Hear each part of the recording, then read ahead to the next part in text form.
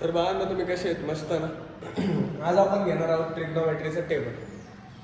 So ट्रिग्नोमेट्रीचा table पण मी म्हणतो पाठ करायची बिलकुल गरज नाही, फक्त थोड्याशा गोष्टी लक्षात घ्यायच्या, थोड्याशा गोष्टी स्टार्टिंगच्या लक्षात ठेवायच्या. कसं लक्षात ठेवायचं ते सांगतो तुम्हाला.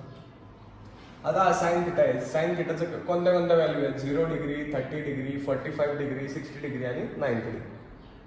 तर साईन 0ची व्हॅल्यू म्हणजे आता तुम्हाला एक सिंपल भाषेमध्ये सांगतो. इथं लिहायचा 0, इथं लिहायचा 1 लिहिला.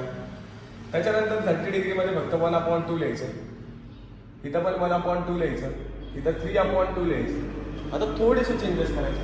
इथं 1/2 आहे असं, इथं 1/2 आहे असं आहे, फक्त त्याला काय करायचं? √2 करायचं. इथं काय करायचं? 2 आहे असं म्हणायचं, √3ला म्हणजे 3ला √2 ठेवून टाकायचं. आता कॉस थिटा म्हणजे ह्याचंच फक्त काय करायचं? उलटं करायचं आपल्याला. उलटं कसं करायचं?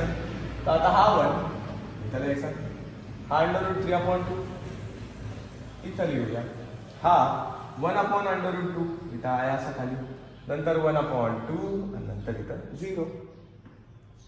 आता टॅन थिटामध्ये कसं लक्षात घ्यायचं? तर टॅन थिटा म्हणजे टॅन 0ची व्हॅल्यू लक्षात ठेवायची, 0च असते. ही जी शेवटची व्हॅल्यू असते ती नॉट डिफाईन्ड असते.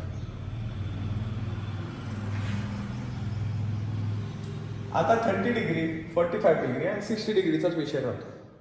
30 डिग्रीमध्ये काय लिहून घ्यायचं? √3 लिहून घ्यायचं.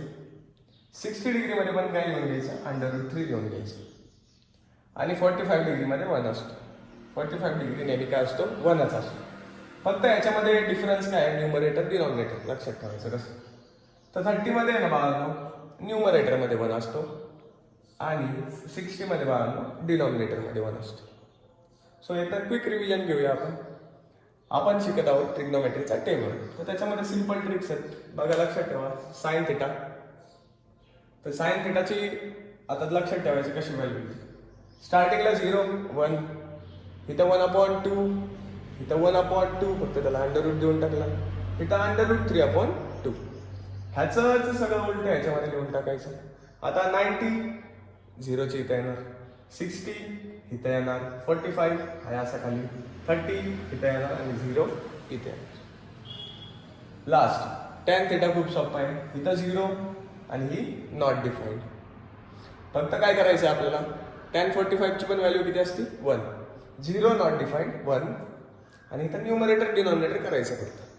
सो इथं न्यूमरेटरला 1 आणि इथं डिनॉमिनेटरला 1 √3च्या.